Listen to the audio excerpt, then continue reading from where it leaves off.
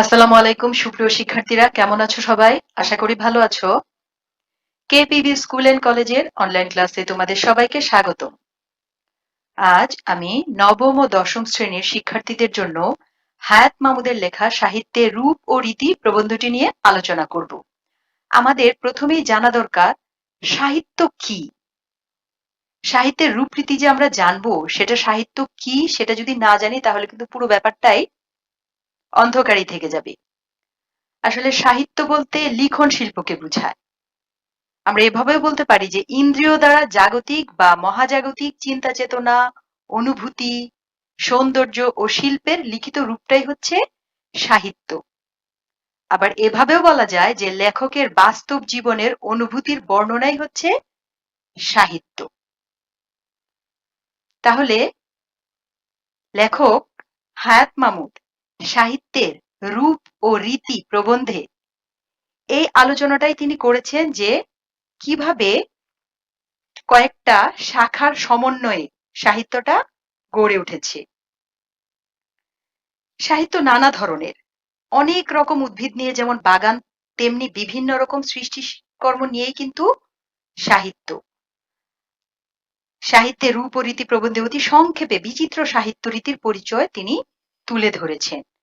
কবিতা, নাটক, ছোট গল্প, উপন্যাস, প্রবন্ধ ইত্যাদি উপশিরোনামে লেখক প্রত্যেকটি রীতির স্বরূপ তুলে ধরার চেষ্টা করেছেন।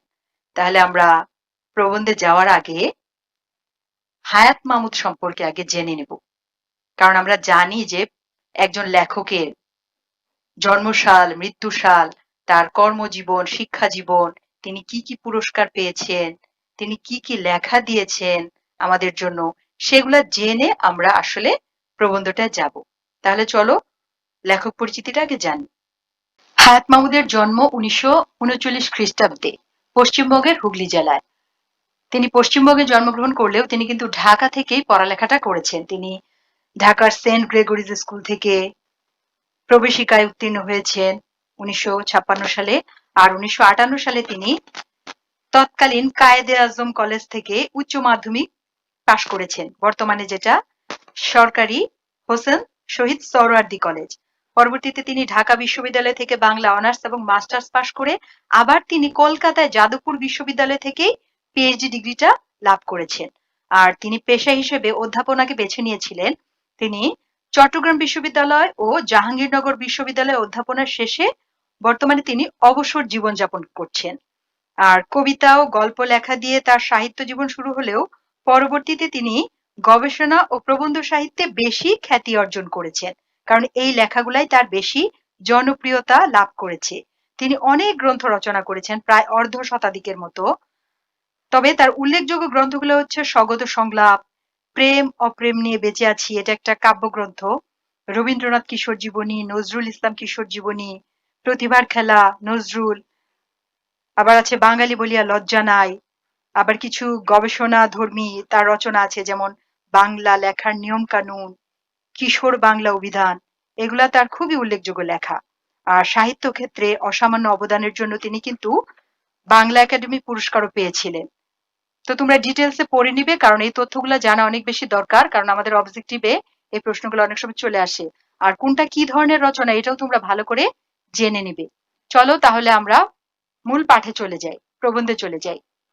দেখো শিক্ষার্থীরা, প্রথম লাইনেই প্রাবন্ধিক বলছেন যে সাহিত্য বিশাল পরিধির একটা বিষয়।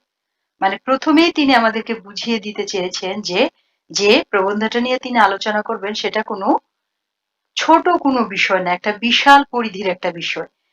শুধু আমরা এক কথায় সাহিত্য বলে ফেলি, সংক্ষেপে কি বলছি, সাহিত্য।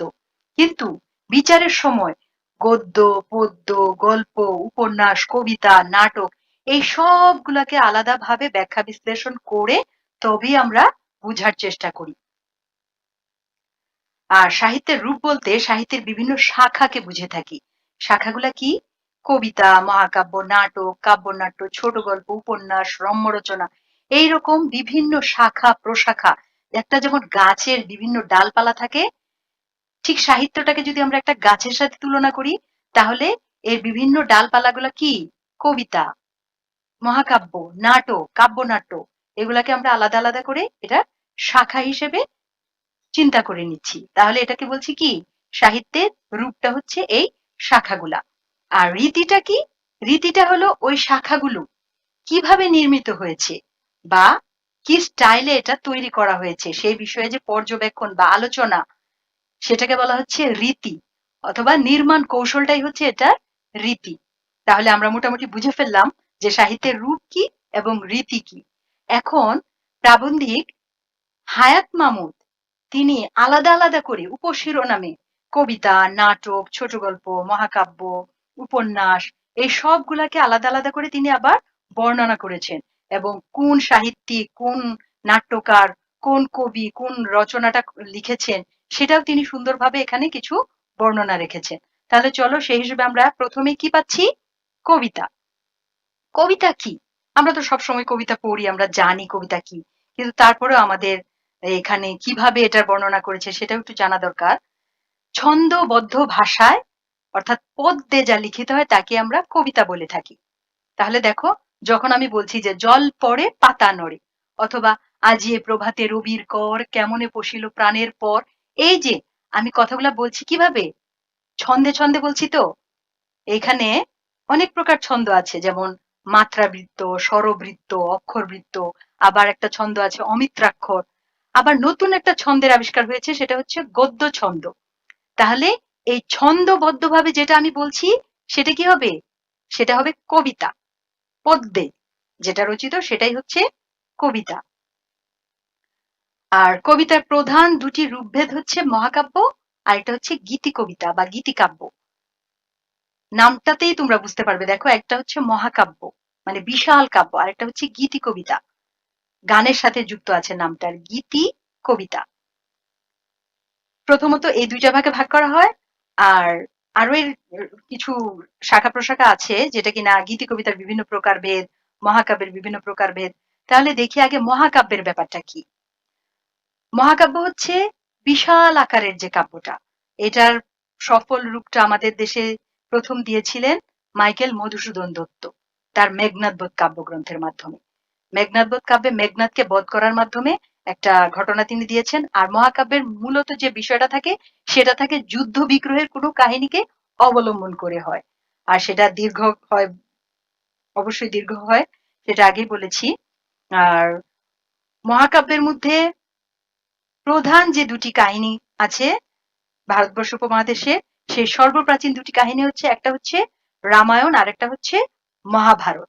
আর মেঘনাদবধ তো আগেই বললাম, মেঘনাদবধের শুরুটা এরকম ছিল, উঠিলা রাক্ষসপতি প্রাসাদ শিখরে কনক উদয়াচল দিনমণি যেন অংশুমালী, এইভাবে ভেবে পুরোটা কাব্য করে একটা যুদ্ধ বিগ্রহের ঘটনা তিনি বর্ণনা করেছেন। আর মহাভারত এবং রামায়ণ সম্পর্কে এখানে কি বলেছে দেখো, যে মহাভারত সম্পর্কে বলেছে যে যা নেই ভারতে তা নেই ভারতে। এর অর্থ হচ্ছে মহাভারত গ্রন্থে যা নেই পুরা ভারতবর্ষে নেই, অর্থাৎ মহাভারতে সব ঘটনার বর্ণনা করেছেন, এটা আকারে বিশাল। আর রামায়ণ সেই তুলনায় খুবই ছোট একটা কাহিনী, যেমন পত্নী সীতাকে মানে স্ত্রী সীতাকে নিয়ে রামের বনবাস, আর তার অনুগামী হয়েছিল তার ছোট ভাই লক্ষণ। আর বনবাসে থাকার সময় লঙ্কা দ্বীপের রাজা রাবণ তার বোন শূর্পণখার সম্মান রক্ষার জন্য সীতাকে হরণ করে রথে চড়িয়ে আকাশ পথে উড়িয়ে নিয়ে গিয়ে লঙ্কায় তার বাগান বাড়িতে বন্দি করে রাখে। আর সীতাকে উদ্ধারের জন্য রাম এবং রাবণের মধ্যে যে যুদ্ধ হয়েছিল সেটাই হচ্ছে রামায়ণ কথা। এক কথায় মহাকাব্য কিন্তু অনেক দীর্ঘ কাহিনী কবিতা, এখানে অবশ্যই যুদ্ধ বিগ্রহ থাকতে হবে এবং কাহিনীটা অবশ্যই দীর্ঘ হতে হবে। তাহলে তোমরা মোটামুটি বুঝতে পারলে যে মহাকাব্যটা কি। আর মহাকাব্যের মূল লক্ষ্য হচ্ছে গল্প বলা, তাকে গদ্যে না লিখে লিখা হয় কি পদ্যে, আর এই জন্য বলা হয় মহাকাব্য। আর এর বাইরে আছে সংক্ষিপ্ত আকারের কবিতা যেটাকে আমরা বলছি গীতি কবিতা, যে দুইটা ভাগ রূপভেদ, একটা হচ্ছে মহাকাব্য একটা হচ্ছে গীতি কবিতা। আর ঔপন্যাসিক বঙ্কিমচন্দ্র মহাকাব্যের গীতি কবিতার চমৎকার একটা সংজ্ঞা দিয়েছেন, যে বক্তার ভাবোচ্ছ্বাসের পরিস্ফুটন মাত্র যাহার উদ্দেশ্য সেই কাব্যই হচ্ছে গীতিকাব্য। মানে মহাকাব্য তো জানলে যে একটা যুদ্ধ বিগ্রহের ঘটনা, তারপর বিশাল একটা কাহিনী থাকে। আর গীতিকাব্য হচ্ছে ক্ষুদ্র ছোট আকারের থাকে, যেমন থাকে ছোট্ট করে কোনো একটা লেখক যিনি তার অনুভূতিটাকে সংক্ষেপে প্রকাশ করছেন, তার মনের ভাবের উচ্ছ্বাসটাকে পরিষ্কার ভাবে প্রকাশ করাই যেটার উদ্দেশ্য, আর সেটার সঙ্গে একটু সুর মিলিয়ে যে গাওয়া হয় সেটাই হয়ে যায় আসলে গীতিকাব্য। একটু সুর মিশ্রণ করলে হয়ে যায়। এখানে আরেকটা ব্যাপার আছে যে ক্ষেত্র বিশেষে যদি কখনো এটা দীর্ঘ হয় তাহলেও কিন্তু সমস্যা নেই। কেন? কারণ ব্যক্তির মনের পূর্ণ অভিব্যক্তিটা প্রকাশিত যেখানে হয়ে যায় সেটাই হয়ে যাবে গীতিকবিতা। বাংলা সাহিত্যে গীতিকবিতার আদি নিদর্শন হচ্ছে বৈষ্ণব কবিতাবলী। তাহলে এটা অবশ্যই ইম্পর্টেন্ট লাইন একটা, তোমরা আন্ডারলাইন করে রাখো। এটা ভালো করে মনে রাখবে, আমাদের অবজেক্টিভ কোশ্চেন আসে। তারপর দেখো, যদি গীতি কবিতাকে আবার শ্রেণী বিভাজনের অন্তর্ভুক্ত করা হয় তাহলে অনেকগুলো শ্রেণীতে কিন্তু ভাগ করা হয়েছে। যেমন ভক্তিমূলক, তারপর আছে স্বদেশ প্রীতিমূলক, তারপর আছে প্রেমমূলক, প্রকৃতি বিষয়ক, চিন্তামূলক, দর্শনাশ্রয়ী কবিতা, এরকম অনেক আছে। আবার শোকগাথা বা শোককে আশ্রয় করে লিখিত যে কবিতা, এগুলা কিন্তু সবই গীতি কবিতার পর্যায়ভুক্ত। আবার দেখো, আমাদের যে জাতীয় সঙ্গীত আমরা গাই, আমার সোনার বাংলা আমি তোমায় ভালোবাসি, এই যে একটা কবিতা ছিল সেটাকে আমরা সুরের সাথে সমন্বয় ঘটিয়ে এটা কি করেছি আমরা, আমরা আমাদের জাতীয় সঙ্গীত হিসেবে নিচ্ছি। এটাও কিন্তু একটা গীতি কবিতা। আবার দেখো, বঙ্কিমচন্দ্রের যে, যিনি গীতি কবিতার সবচেয়ে চমৎকার সংজ্ঞাটা দিয়েছেন, তিনি লিখেছেন কি বন্দে মাতরম একটা গান আছে। আর রবীন্দ্রনাথের অসংখ্য কবিতা গান হিসেবে আছে এর গীতবিতান। তোমরা এই নামগুলো মনে রেখো, পরবর্তী টাইমে তোমাদের এগুলা কাজে লাগবে। তাহলে আমরা বুঝতে পারলাম যে মহাকাব্য এবং গীতি কবিতা সম্পর্কে, এগুলো তোমরা একটু ভালো করে পড়লে ভালোভাবে বুঝে যাবে। আর বাংলা কবিতায় বিশেষ দুটি ধারার জনক হচ্ছেন, একজন হচ্ছেন কাজী নজরুল ইসলাম, আর একজন হচ্ছেন জসীমউদ্দিন। আর কাজী নজরুল ইসলামকে আমরা জানি যে বিদ্রোহী কবি আমাদের। আর দ্বিতীয় জন হচ্ছেন পল্লী কবি, যিনি কিনা পল্লীর জীবনকে খুব সুন্দরভাবে আবেগ দিয়ে সুন্দরভাবে ফুটিয়ে তুলেছেন আমাদের সামনে। আর নজরুলের কবিতায় যে উদ্দীপ্ত কণ্ঠস্বর, দৃপ্ত ভাবের যে একটা দেখা পাওয়া যায়, সেটা কিন্তু পূর্বে মানে আগে কিন্তু বাংলা কাব্যে ছিল না। তিনি এটা প্রবর্তন করেছেন। একটা বিদ্রোহের সুর নিয়ে অগ্নিবীণা তিনি রচনা করেছিলেন যে বল ভীর চির উন্নত মম শির, শির নেহারি আমারি নত শির ওই শিখর হিমাদ্রি। এই যে তার যে একটা নতুনত্ব, একটা নতুন ধারা, বিদ্রোহের একটা ধারা, তিনি এটার প্রবর্তন করেছেন। আবার জসীমউদ্দিন যখন লিখেছেন যে নকশিকাঁথার মাঠ বা সজন বাদিয়ার ঘাট, সেখানে তিনি চমৎকার ভাবে কাব্য করে করে চমৎকার করে গ্রামীণ জীবনটাকে তুলে ধরেছেন। তাদের অনুসারী কিন্তু আর কেউ হতে পারেনি। তারা একটা আলাদা একটা ঢং, আলাদা একটা স্টাইল তারা নির্মাণ করে গেছেন। জসীমউদ্দিন যখন তার সেই রূপাই কবিতা বলেন যে এই গায়ের এক চাষার ছেলে লম্বা মাথার চুল, কালো ছেলে কালো মানে চমৎকার ভাবে কাব্য করে করে করে করে মহা একটা কবিতা লিখেছেন নকশিকাঁথার মাঠ, যেটা কিনা পরবর্তীতে ইংরেজি ভাষায় অনুদিত হয়েছে। এগুলো হচ্ছে কাহিনী কাব্য। তাহলে এই হলো আমাদের মোটামুটি কবিতা সম্পর্কে আলোচনা। পরবর্তী তোমরা আরো বিশদভাবে এটা পড়ে জেনে নিও, আমি সংক্ষেপে বলে বলে যাচ্ছি। তারপর দেখো, নাটক, এটাও কিন্তু সাহিত্যের আরেকটা শাখা। নাটকটা কি? নাটক হচ্ছে আমরা কিন্তু সামনে দেখতে পাই, টেলিভিশন বা রেডিওতে আমরা দেখি অথবা মঞ্চায়িত হয়, তখন আমরা এটা সামনে দেখতে পাই। এই জন্য এটাকে বলা হয় দৃশ্যকাব্য বা শ্রব্যকাব্য। আমরা দেখতেও পাচ্ছি এবং শুনতেও পাচ্ছি। আর বিশ্ব সাহিত্যের সর্বপ্রাচীন শাখা হচ্ছে এই নাটক। সবার প্রথমে এটা রচিত হয়েছিল। আগে ছাপাখানা ছিল না, তখন ঘরে ঘরে এটা পঠিতও হতো না, শুধু অভিনয় করা হতো। আর নাটকের মূল লক্ষ্যই ছিল দর্শক সমাজ, সেটা পাঠকরা কিন্তু পাঠ করতো না। যেহেতু ছাপাখানাই নাই সেহেতু সেটা ছাপানোর কোনো প্রসেস ছিল না, এই জন্য মঞ্চায়িত হতো আর তারা এটা সামনে দেখতো।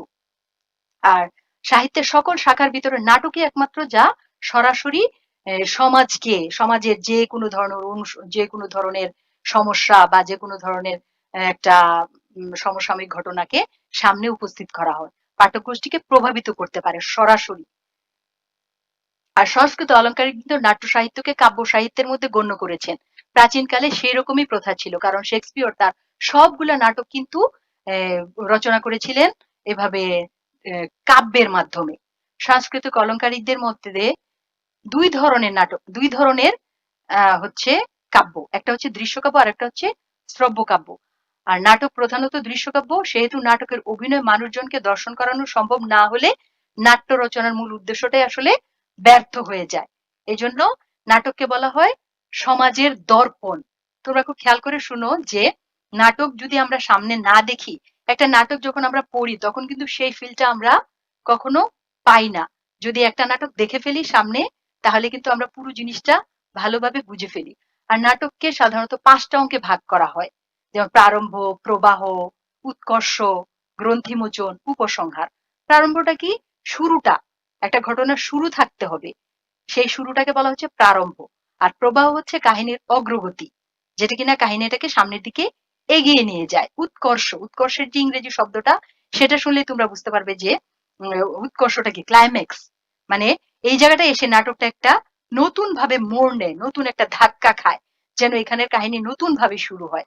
গ্রন্থিমোচন, সেটা হচ্ছে কাহিনীর দিকে উত্তরণ ঘটায়, ধীরে ধীরে কাহিনীটাকে সামনের দিকে এগিয়ে নিয়ে যায়, পরিণতির দিকে নিয়ে যায়। তারপরে হচ্ছে উপসংহার, যে পরিসমাপ্তি ঘটায়। এই হচ্ছে মোটামুটি নাটকের ৫টা অঙ্ক থাকে, যে ৫টা অঙ্কে বিভক্ত করে নাটকটাকে রচনা করা হয়। আর কাহিনীর বিষয়বস্তু পরিণতির দিক থেকে বিচার করলে নাটককে প্রধানত ৩টি শ্রেণীতে ভাগ করা যায়। একটা হচ্ছে ট্র্যাজেডি, একটা হচ্ছে কমেডি, আর একটা হচ্ছে প্রহসন। এই ৩টা প্রধান শাখায় আগে বিভক্ত করা হয়। আর ট্র্যাজেডিকে সর্বশ্রেষ্ঠ বলে গণ্য করা হয়। কারণ ট্র্যাজেডিটা কি থাকে? ২টি অংশ ক্রিয়াশীল থাকে। একটা হচ্ছে প্লট বা আখ্যান ভাগ, চরিত্র সৃষ্টি, সংলাপ, চিন্তা বা জীবন দর্শনের পরিস্ফুটন, এগুলাকে মঞ্চায়ন করা হয়। সমস্ত কিছু সমন্বয়ে সুসংগতি তৈরি করা হয়। আর গ্রিক দার্শনিক সাহিত্যবেত্তা অ্যারিস্টটল বলেছেন যে রঙ্গমঞ্চে নায়ক বা নায়িকার জীবন কাহিনীর দৃশ্য পরম্পরা উপস্থাপনের মাধ্যমে যে নাটক দর্শকের সামনে উপস্থিত করা হয়, দর্শককে মানে দেখানো হয়, তার হৃদয়ে যে, তার মনের ভিতরে যে ভয় বা করুণার প্রশমন করানো হয়, সেটাকেই বলা হয় ট্র্যাজেডি নাটক। ট্র্যাজেডির মধ্যে দেখা যায় যে হয় নায়কের একটা বা নায়িকার কোনো একজনের মৃত্যু দেখায়, অথবা কাহিনীর একটা মিলন ঘটে না, এইরকম একটা দুঃখ নিয়ে শেষ হয়। যখন দর্শক এই নাটকটা দেখে, তখন তার ভিতরে একটা কান্নার একটা ভাব আসে, একটা খারাপ লাগা আসে। এটাকে বলা হয় ট্র্যাজেডি নাটক। আর ট্র্যাজেডি নাটকটাই কিন্তু সবচেয়ে বেশি জনপ্রিয়। কমেডি বিষয়ে অ্যারিস্টটল আরেকটা কথা বলেছেন যে মানব চরিত্রে যে কৌতুকপ্রদ দিক কাউকে পীড়ন করে না, ব্যথা দেয় না, হাস্যরস সৃষ্টি করে, তাই কমেডির উপজীব্য। অর্থাৎ কমেডিটা মানুষকে একটু আনন্দ দেয়। আমরা জানি সাহিত্যের বিভিন্ন রস থাকে, শৃঙ্গার, হাস্য, করুণ, রৌদ্র, বীর, ভয়ানক, অদ্ভুত, শান্ত। এই রসগুলোর মধ্যে প্রথমটা কমেডির মধ্যে হচ্ছে ট্র্যাজেডির মধ্যে হচ্ছে করুণ রস, আর কমেডির মধ্যে হচ্ছে একটা হাস্যরস। মানে যারা এটা দেখবে তাদের ভালো লাগবে, একটা হাসি আসবে, একটা মিলনাত্মক ব্যাপার থাকবে, এখানে কোনো বিরহের ব্যাপার থাকবে না। আর এই কৌতুকের জন্ম ইচ্ছার সঙ্গে বাস্তব অবস্থার আকাঙ্ক্ষার সঙ্গে প্রাপ্তি যুগের উদ্দেশ্যের সঙ্গে উপায়ের বা কথার সঙ্গে কাজের অসঙ্গতির মধ্যে, মানে একটু হাসানোর চেষ্টা থাকবে। আর কমেডি আমাদের মানব সুলভ ত্রুটি বিচ্যুতি ও নির্বুদ্ধিতার পরিণাম প্রদর্শন করে অশোভন দুর্বলতার হাত থেকে মুক্তি দিয়ে আমাদেরকে সুস্থ ও স্বাভাবিক করে তোলে। মানে এটা মানুষকে একটা বিনোদন। আমরা তো জানি সাহিত্য মূলত আমাদেরকে কি করে? একটু আনন্দ দেয়, একটু বিনোদনের ব্যবস্থা করে। সেই নাটকটাও, কমেডি নাটকটা অনেকটা সেই রকমই। আর শ্রেণীবিন্যাসের বিবেচনায় নাটকে বহু শ্রেণীতে ভাগ করা সম্ভব। যেমন ধ্রুপদী, রোমান্টিক, তারপরে কাব্যধর্মী, সামাজিক, চক্রান্তমূলক, ঐতিহাসিক, পৌরাণিক, প্রহসন। এইসব ছাড়াও কিন্তু আছে গীতিনাট্য, নৃত্যনাট্য। দেখো তোমাদের সব বইয়ের মধ্যে ডিটেলসে দেওয়াই আছে। চরিত নাটক, উপন্যাসের নাট্যরূপ, সাংকেতিক নাটক, সমস্যা প্রধান নাটক, একাঙ্কিকা। এই সব কিছুর সমন্বয়ে আসলে কি আমরা নাটকটাকে বুঝতে পারি আর কি। আর নাটক মোটা দাগে ২টা ভাগে ভাগ করা হচ্ছে, ট্র্যাজেডি এবং কমেডি। এটা হচ্ছে প্রধান ২টা ভাগ। এই ২টা বিভাজন ছাড়াও এই ক্ষুদ্র ক্ষুদ্র ভাগগুলাও আছে, তোমরা এগুলো ভালো করে দেখে নিও। আর বাংলা নাটকের ক্ষেত্রে যে যুগান্তকারী প্রতিভা কে দেখিয়েছেন? মাইকেল মধুসূদন দত্ত এবং দীনবন্ধু মিত্র। আর মাইকেলের লেখনীতেই সর্বপ্রথম ট্র্যাজেডি, কমেডি, প্রহসন এই সব কিছুই তিনি সৃষ্টি করেছেন। তারপর দীনবন্ধু মিত্র আবির্ভূত হলেন, তিনি সামাজিক নাটক নিয়ে আসলেন। নীলদর্পণ, যেটা কিনা ছিল অনেক বেশি সমাজের অসঙ্গতিগুলা তিনি তুলে ধরেছিলেন। পরবর্তী সময় গিরিশচন্দ্র ঘোষ, তারপর তিনি ছিলেন নাট্যকার এবং অভিনেতা। তারপর পৌরাণিক নাটক জনা, বুদ্ধদেব, ঐতিহাসিক নাটক কালাপাহাড়, সামাজিক নাটক প্রফুল্ল, এইসব রচনা করে গিরিশচন্দ্র অনেক বেশি জনপ্রিয়তা অর্জন করেছিলেন। এরপর দ্বিজেন্দ্রলাল রায়, আমরা যাকে বলি ডিএল রায়, তিনি ঐতিহাসিক নাটক যেমন চন্দ্রগুপ্ত, শাহজাহান বাঙালি দর্শকদের হৃদয় জয় করে নিয়েছিল। আর তার সমসাময়িক গণের মধ্যে ছিল অমৃতলাল বসু, ক্ষীরোদ প্রসাদ বিদ্যাবিনোদ, তারা ছিলেন উল্লেখযোগ্য। তারপরে আবির্ভাব হয় রবীন্দ্রনাথে, তিনিই কিন্তু বাংলা নাটকের মোড়টাকে অনেক বেশি ঘুরিয়ে দিয়েছিলেন। এই যে মানুষ যে নাটকমুখী হয়েছে, নাটককে এত বেশি পছন্দ করেছে, এইখানে কিন্তু রবীন্দ্রনাথের অনেক বড় একটা অবদান ছিল। যেমন রক্তকরবী, ডাকঘর, অরুপ্রতন এইসব প্রতীকধর্মী নাটক তিনি রচনা করে তিনি কালজয়ী হয়েছিলেন। তিনি সেই সময়টাকে মোটামুটি জয় করে নিয়েছিলেন। আর এই তো গেল আমাদের কবিতা এবং নাটক। তারপরে যে শাখাটা সেটা হচ্ছে ছোট গল্প। ছোট গল্প কিন্তু একটা চমৎকার একটা সাহিত্য শাখা আমরা বলবো। যেমন হঠাৎ শুরু হয়ে হঠাৎ শেষ হয়ে যায়। এখানে রবীন্দ্রনাথ ছোট গল্পের চমৎকার একটা সংজ্ঞা দিয়েছেন। দেখো এখানে আছে রবীন্দ্রনাথ তার কবিতায় যা লিখেছিলেন সেটাই ছোট গল্পের একটা প্রকৃতি সম্পর্কে আমরা মোটামুটি বুঝে ফেলবো যে এটা আসলে কি হতে পারে। তিনি লিখেছেন ছোট প্রাণ, ছোট ব্যথা, ছোট ছোট দুঃখ কথা নিতান্তই সহজ সরল, সহস্র বিস্তৃতি রাশি প্রত্যহ যেতেছে ভাসি, তারই দু চারিটি অশ্রুজল, নাহি বর্ণনার ছটা, ঘটনার ঘন ঘটা, নাহি তত্ত্ব নাহি উপদেশ, অন্তরে অতৃপ্তি রবে, সাঙ্গ করি মনে হবে শেষ হয়ে হইল না শেষ। এটাই হচ্ছে ছোট গল্পের সবচেয়ে চমৎকার একটা সংজ্ঞা, যেখানে শেষ হয়ে হইল না শেষ মানে সাঙ্গ করি মনে হবে শেষ করে ফেলেছি, কিন্তু আমার মনে হবে যেন আরো একটু কিছু শুনতাম যদি, আরো একটু কিছু জানতাম যদি, যে ঘটনাটা আসলে কি। তোমরা একটু খেয়াল করো, যদি তোমরা মহেশ পড়ে থাকো, তোমরা মহেশ গল্পটা পড়লে অথবা ছুটি এই ধরনের রবীন্দ্রনাথের ছোট গল্পগুলো পড়লে তোমরা বুঝতে ফেলবে যে আসলে ছোট গল্পটা কিরকম হয়। যেমন হঠাৎ করে শেষ হয়ে যায়, তখন তুমি মনে হবে যে আচ্ছা এরপরে কি হতে পারতো, এখানে কি রতন কি মারা গিয়েছিল, বা রতন কি আরো কিছু ঘটনা ঘটতে পারতো। মানে তোমার একটু রেস্টটা থেকে যাবে, তোমার একটা অতৃপ্তি থেকে যাবে, তোমার আরো কিছু জানার একটা আগ্রহ জন্মাবে। আর এটাই হচ্ছে মূলত ছোট গল্প। হঠাৎ শুরু হঠাৎ শেষ, একটা কাহিনীর খণ্ড অংশ মাত্র আমরা বলতে পারি। শেষ হয়ে হইল না সে কথাটি, কথাটি খুবই গুরুত্বপূর্ণ। এই কথার ভিতরে বলে দেওয়া হয় যে ছোট গল্প কখনোই কাহিনীর ভিতর ঘটনার শুরু থেকে শেষ পর্যন্ত বলে দেয় না, যেমনটা ঘটে উপন্যাসের ক্ষেত্রে। বাংলা সাহিত্যে ছোট গল্প শব্দটি ব্যবহৃত হচ্ছে খুব বেশি সময় না, 40-50 বছর ধরে মাত্র। তার পূর্বে শুধু গল্প হতো, ছোট গল্প হতো না।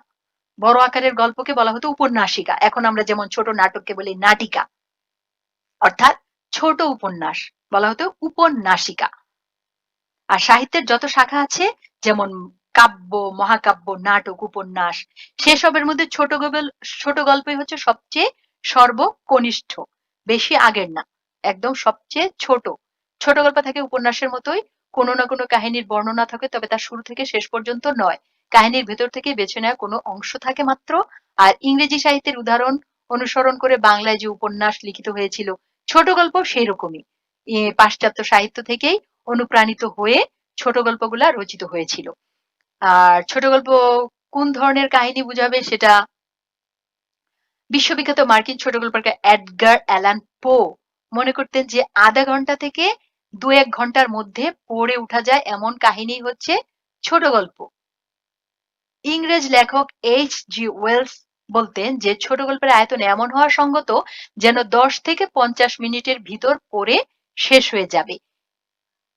কিন্তু ইংরেজি ভাষায় পোকে কিন্তু ছোট গল্পের জনক হিসেবে বিবেচনা করা হয়, কারণ তিনি যে সংজ্ঞাটা দিয়েছেন, তিনি যে লেখাগুলা লিখেছিলেন সেটাই সবচেয়ে বেশি গ্রহণযোগ্যতা অর্জন করেছিল। আর উপন্যাস যেমন বিস্তৃতি ভাবে এটার কাহিনী বর্ণনা থাকে, ছোট গল্পের পরিধিটা ক্ষুদ্র হওয়ার কারণে পুঙ্খানুপুঙ্খভাবে সেই উপস্থাপনাটা আমরা পাই না, অপ্রয়োজনীয় ঘটনাও সেখানে বিশেষ একটা থাকে না। আর সাহিত্য গবেষক শ্রীশচন্দ্র দাস তিনি কি বলেছেন, আসল কথা এই যে ছোট গল্প আকারে ছোট হবে বলিয়া ইহাতে জীবনের পূর্ণাবয়ব আলোচনা থাকতে পারে না। জীবনের খণ্ডাংশকে লেখক যখন রস নিবিড় করে ফুটাইতে পারেন তখনই ইহার সার্থকতা। জীবনের কোনো একটা বিশেষ মুহূর্ত কোনো বিশেষ পরিবেশের মধ্যে কেমন ভাবে লেখকের কাছে প্রত্যক্ষ হইয়াছে ইহা তাহারই রূপায়ণ। আকারে ছোট বলিয়া এখানে বহু ঘটনা সমাবেশ বা বহু পাত্রপাত্রীর ভিড় সম্ভবপর নহে। ছোট গল্পের আরম্ভ এবং উপসংহার নাটকীয় হওয়া চাই, মানে একটা নাটকীয়তা থাকবে, একটা চমক থাকবে, আমরা বলতে পারি যে একটা চমক থাকতে হবে। আর সত্য কথা বলতে কি, কোথায় আরম্ভ করতে হবে এবং কোথায় সমাপ্তি রেখা টানতে হবে এই শিল্প দৃষ্টি যার থাকবে না, তার পক্ষে আসলে ছোট গল্প লিখতে চেষ্টা করা আসলে এটা একটা লাঞ্ছনার মতোই। এখানেই তিনি এই কথাটা বলেছেন যে বাংলার সার্থক ছোট গল্পকার ছিলেন রবীন্দ্রনাথ ঠাকুর। তিনি অনেক ছোট গল্প লিখেছেন। যেমন আমরা যে গল্পগুচ্ছের প্রত্যেকটা গল্পই কিন্তু ছোট গল্প, কঙ্কাল, সুভা, তারপরে এরকম অনেক ছোট গল্প আছে, তোমরা সময় পেলে পড়ে নিও। চারিত্রিক বৈশিষ্ট্য অনুসারে ছোট গল্প বহু প্রকারের হতে পারে, যেমন দেখো শ্রেণীবিন্যাসটা তিনি কিভাবে দেখিয়েছেন প্রাবন্ধিক হায়াত মাহমুদ। এখানে বলছেন প্রেম বিষয়ক, সামাজিক, প্রকৃতি, মানুষ সম্পর্কে অতি প্রাকৃত কাহিনী, হাস্যরসাত্মক, উদ্ভট, সাংকেতিক, প্রতীকধর্মী, ঐতিহাসিক, বিজ্ঞান ভিত্তিক, গার্হস্থ্য বিষয়ক, মনস্তাত্ত্বিক, মানে সব বিষয় তো আমরা দেখতে পাচ্ছি। মনুষ্যতর, প্রাণী জগৎ, বাস্তবনিষ্ঠ, গোয়েন্দা কাহিনী বা ডিটেকটিভ গল্প, আর বিদেশি পটভূমিকা রচিত গল্প, এই বিভিন্ন আকারে ভাগ করা হয়েছে। আর আমাদের জন্য গর্বের বিষয় এটাই যে বাংলা ভাষায় উপরোক্ত সব কটি শ্রেণীরই গল্পই বাঙালি লেখক বৃন্দ লিখে গেছেন, আর এখন পর্যন্ত কিন্তু লিখছেন। তাহলে আমরা কি বলতে পারি যে আমরা সাহিত্যে মোটামুটি ভালোই সমৃদ্ধ। ছোট গল্পের দিক দিয়েও, নাটক কবিতায় তো সমৃদ্ধ আছি, কারণ আমরা জানি যে আমাদের রবীন্দ্রনাথ, নজরুল, জসিমউদ্দিন, তারপরে আরো অনেক কবি আছেন, অনেক সাহিত্যিক আছেন যারা কিনা ছোট গল্প লিখেছেন, নাটক লিখেছেন, কবিতা লিখেছেন। এরা সবাই কি করেছেন, আমাদের উপন আমাদের যে সাহিত্যটাকে অনেক বেশি সমৃদ্ধ করে গেছেন। তাহলে এই আমরা ৩টা পার্ট নিয়ে আজকে আলোচনা করলাম। পরবর্তী যে পর্বটা করব সেটার মধ্যে আমরা অন্য যে শাখাগুলো আছে সেগুলো নিয়ে আলোচনা করব। তাহলে শিক্ষার্থীরা তোমরা ভালো করে পড়বে, আর পড়ে ভালো করে বোঝার চেষ্টা করবে। এমসিকিউ টাইপের প্রশ্নগুলোর জন্য তোমাদের ভালো করে বারবার পড়তে হবে, সৃজনশীলের জন্য ভালো করে পড়তে হবে। ভালো করে পড়ে আত্মস্থ করে তোমরা প্রবন্ধটা বোঝার চেষ্টা করবে। আজ তাহলে এ পর্যন্ত। সবাই ভালো থাকবে, ভালো করে পড়বে, আর দ্বিতীয় পর্বটা কিন্তু অবশ্যই দেখবে। তাহলে সবাইকে ধন্যবাদ জানিয়ে এখানে আমার ক্লাসটা আজকে শেষ করছি। আল্লাহ হাফেজ।